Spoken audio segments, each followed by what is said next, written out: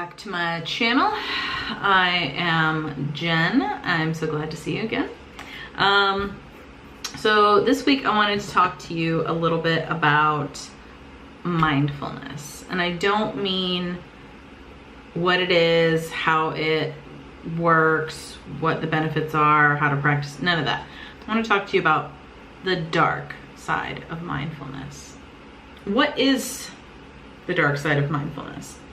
Well, mindfulness in and of itself, for me, it's about being present, observing, and approaching everything that I observe with a consciousness of non-judgment to reduce shame, blame, all of those negative things that really reinforce the inner wounding loop and keep us stuck in self-destructive patterns. So, the sneaky part of mindfulness happens when I personally, in my own journey, and this now I've seen with countless other women, once I was able to see it with myself, I was able to stop it, and then I was able to start seeing it in others and helping them to stop it as well. Basically,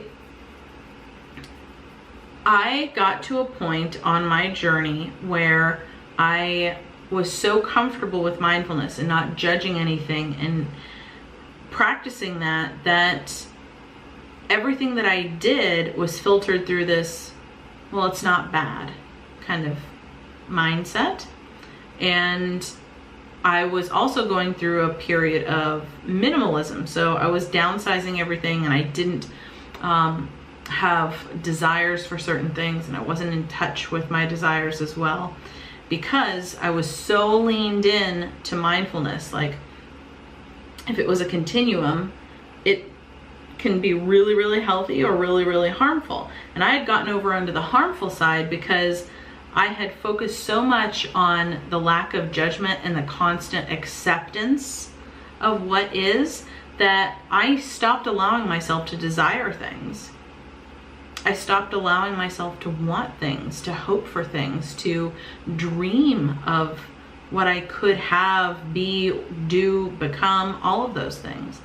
And it really hindered me moving forward in life.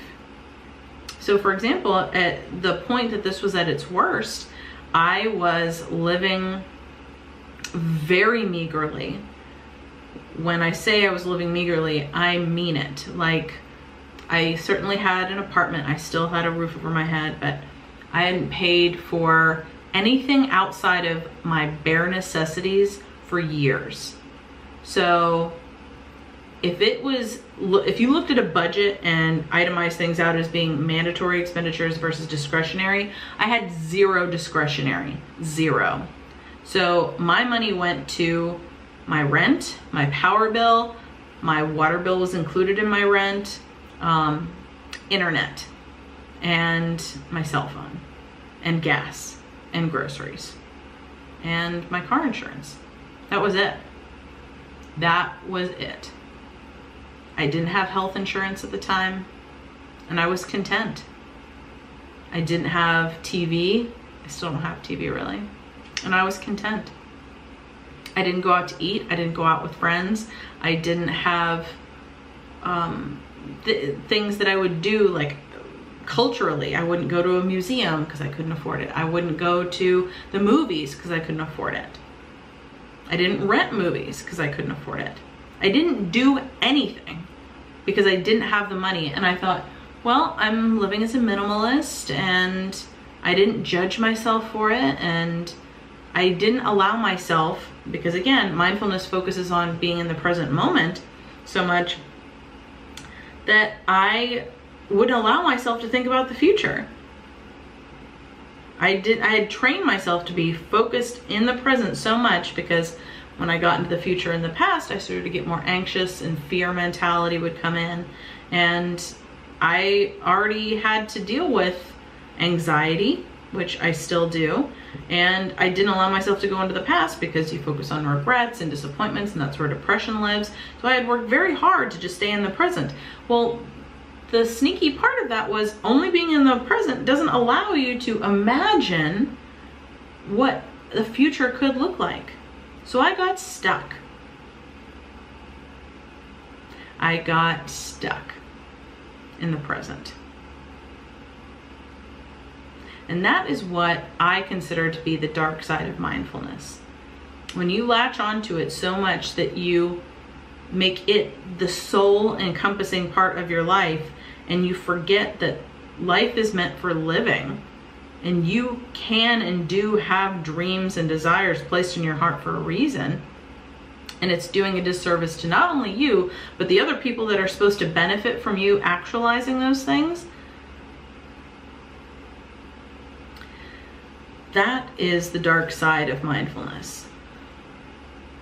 So for anybody that thinks in order to practice it, you really can't allow yourself to get into the past or the future, there is something to that, but not at the expense of denying the desires of your heart.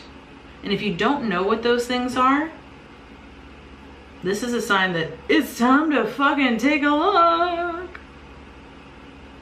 Okay. So if this was helpful to you, if you felt convicted by this, if you recognize this in something that you're doing yourself, give this video a like, share it with your friends, with your family, your neighbor, anybody who think would benefit from it.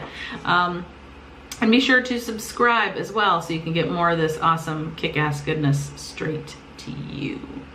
I appreciate you taking the time out to invest in yourself by watching this video. I'm investing in you too, and I believe in you. So I will see you back here very, very soon, hopefully next week. Bye.